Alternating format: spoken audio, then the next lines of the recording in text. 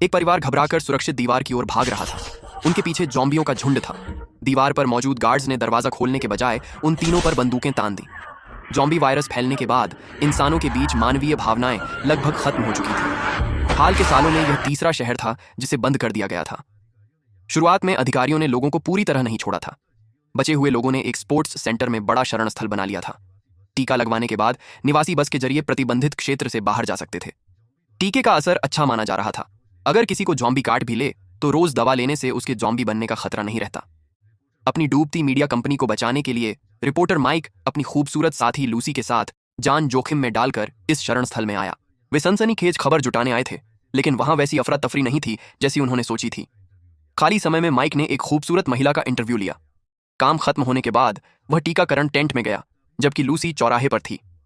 तभी एक आदमी अचानक कांपने लगा और बिना चेतावनी के जमीन पर गिर पड़ा। लूसी ने यह सब रिकॉर्ड कर लिया। जब वह आदमी उठा तो वह ज़ॉम्बी बन चुका था। लूसी ने कैमरे से उसे धक्का दिया, लेकिन तब तक और ज़ॉम्बी भी वहां पहुंच गए और पूरा चौराहा अफरा तफरी में बदल गया। इधर माइक मेडिकल टेंट में छुपकर रिकॉर्डिंग कर रहा था। उसने देखा कि टीका लगवाने वाला एक व्यक्ति जमीन पर गिरकर तेज ऐंठन से तड़पने लगा। डॉक्टर उसे देखने दौड़ा, लेकिन कुछ ही पलों में वह भी ज़ॉम्बी बन गया। धीरे धीरे टेंट में कई और लोग ज़ॉम्बी बन गए। माइक घबराकर बाहर भागा, लेकिन बाहर भी भगदड़ मची हुई थी। उधर लूसी भागने की तैयारी कर रही थी, पर उसे माइक कहीं नहीं दिख रहा था। तभी एक ज़ॉम्बी ने उस पर हमला किया। घबराकर उसने गाड़ी स्टार्ट की और वहां से निकल गई। दूर जाती गाड़ी की टेल लाइट्स को देख माइक उदास खड़ा रह गया। तभी उसे इंटरव्यू वाली लड़की दिखाई दी। दोनों ने तुरंत टीम बना ली। चौराहे से चीखें आ रही थीं। माइक ने हिम्मत जुटाई और लड़की के साथ रेलिंग पार कर गया। यह जगह भीड़ से दूर थी, लेकिन यहां भी कई ज़ॉम्बी घूम रहे थे। दोनों लड़ते हुए पीछे हटे और उन्हें एक कार मिली। एक महिला ड्राइवर घुटनों के बल बैठी थी। उसने बताया कि वह अपनी बेटी को ढूंढ रही है। ज़ॉम्बी पास आते देख माइक और लड़की ने उसे जबरदस्ती कार में बैठाया, एक्सेलरेटर दबाया और तेजी से स्टेडियम से बाहर निकल गए। माइक के मन में कई सवाल थे। उसने तुरंत अपने बॉस को फोन किया। उसने अपनी आंखों से देखा था कि टीका लेने के बाद भी लोग ज़ॉम्बी बन रहे थे। तभी एक ज़ॉम्बी अचानक सामने आ गया। महिला ड्राइवर घबरा गई।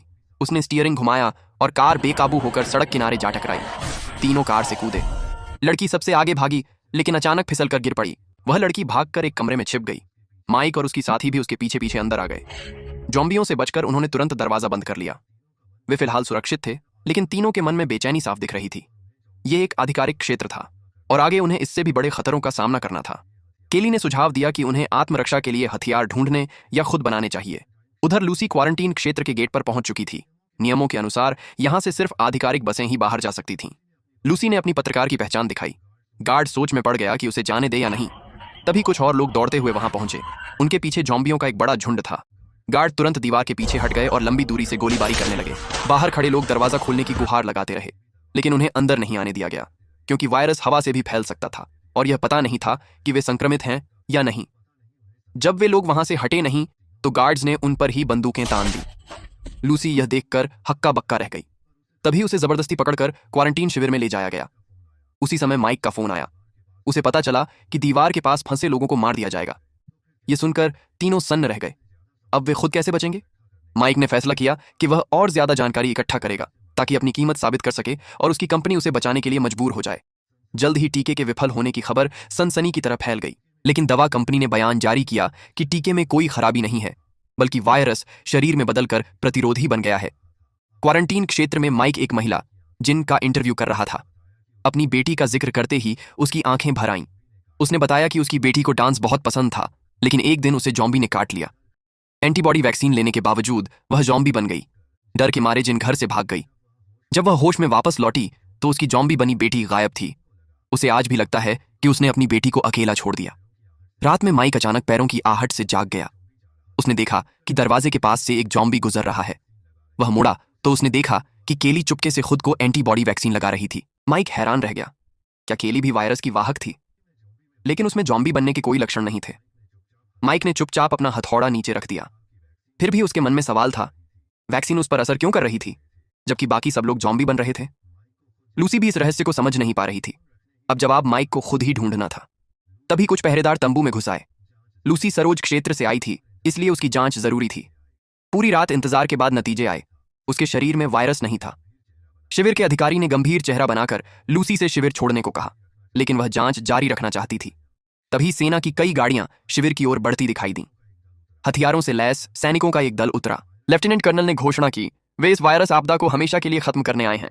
विमान ने घोषणा की कि 48 घंटों के भीतर इस क्षेत्र पर बमबारी की जाएगी। अगली सुबह माइक और बाकी लोगों ने टीवी पर यह खबर देखी और हैरान रह गए। केली ने बताया कि उसका टीका क्लिनिक से नहीं बल्कि किसी वितरक से लिया गया था। शायद इसी वजह से वह असरदार साबित हुआ। अब सिर्फ एक ही कमी बची थी और अगर बमबारी नहीं हुई तो हालात और भी बिगड़ सकते थे। तभी बाहर शोर हुआ। एक मोटरसाइकिल गिरोह दुकान के बाहर आकर रुका।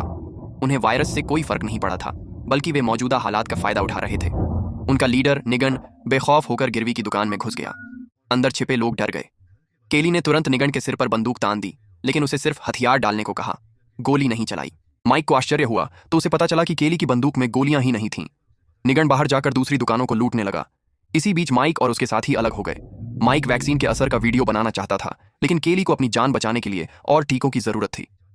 झिंगजी अपनी बेटी को ढूंढने के लिए केली के साथ बाहर निकल गई और माइक भी उनके पीछे चला गया।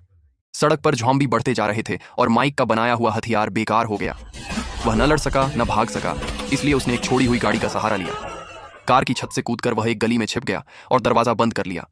उसे लगा कि वह बच गया है, लेकिन तभी सामने एक खतरनाक जोकर जैसा ज़ॉम्बी आ गया, शायद कोई बॉस ज़ॉम्बी। माइक ने पूरी कोशिश की, लेकिन वह उस पर भारी पड़ रहा था।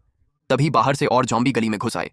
जब माइक पूरी तरह फंस गया, तभी एक गाड़ी आई और उस जोकर ज़ॉम्बी को कुचल दिया। वह केली और झिंगजी थे। माइक की आंखें भर आईं। उसे टीम की अहमियत समझ आ गई। उसने मिशन छोड़कर पहले केली के लिए टीका ढूंढने का फैसला किया। उन्होंने हर मेडिकल स्टोर छान मारा, लेकिन केली जैसा टीका कहीं नहीं मिला। जब वे पूरी तरह निराश हो गए, तब माइक को एक सैन्य पर्चा याद आया। उसमें लिखा था कि इलाके का सारा सामान एक ट्रांसपोर्ट और स्टोरेज गोदाम से होकर गुजरता है, वहां जरूर एंटीबॉडी टीके मिल सकते हैं। वे तुरंत वहां पहुंचे। भारी दरवाजा खोलकर तीनों अंदर गए, लेकिन गोदाम खाली था। झिंगजी की नजर जमीन पर पड़ी एक गुड़िया पर गई। यह वही थी जो उसकी बेटी को बहुत पसंद थी। वे गलियारे से अंदर के कमरे में पहुंचे जहां कई ज़ॉम्बी थे। झिंगजी ने अपनी बेटी को पहचान लिया। वह अब एक ज़ॉम्बी बन चुकी थी। उसका भयानक रूप देखकर भी झिंगजी नहीं डरी। वह धीरे धीरे आगे बढ़ी और उसे गले लगा लिया। इस बार वह उसे कभी नहीं छोड़ेगी। उधर माइक और केली को कई एंटीबॉडी टीके मिल गए, लेकिन दुख की बात यह थी कि ये टीके केवल सुरक्षित क्षेत्रों में ही प्रभावी थे। यह सबसे बड़ा प्रमाण था। उम्मीद टूटते ही केली पूरी तरह बिखर गई थी। वह अब अपनी मां की बात मान चुकी थी।